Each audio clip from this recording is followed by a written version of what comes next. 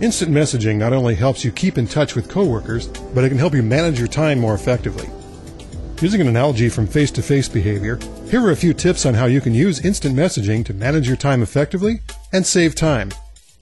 Typically, when you need quiet time, you close the door and let the answering machine take your calls. When people see these cues, they know you're busy and don't interrupt you. It's the same way with Communicator. You send people cues about your availability by modifying your presence status. By managing your presence, you manage your interruptions, which helps you manage your time. The Presence button shows your contact status, and these show the status of the people in your contact list. They in turn can see your contact status in their lists. Communicator changes your status automatically to show if you're in a meeting, for example, or in a call, or if you haven't used your computer for a while, or you've turned it off. You can also change your status manually. For example, you can show that you're busy, or away, or that you do not want to be disturbed. You can go even further by assigning access levels to contacts. For example, you can give one person team access, another personal access, and someone else no access.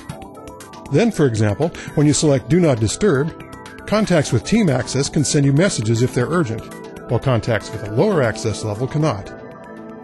Access levels also determine how much of your contact and work information others can see.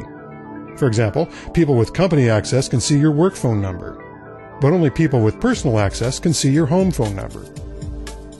You can also show your location, such as home or office, or you can create custom locations. You can see a contact's location here. To give people even more information about your presence, you can type a note, which shows up here on someone else's contact list. Once you start instant messaging, you'll discover more ways to manage your time.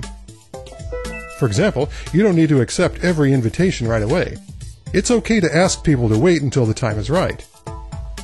With a little practice, you'll see how easy it is to use Communicator as a tool to share information and manage your time, and how it's really not much different than knowing when to close your door.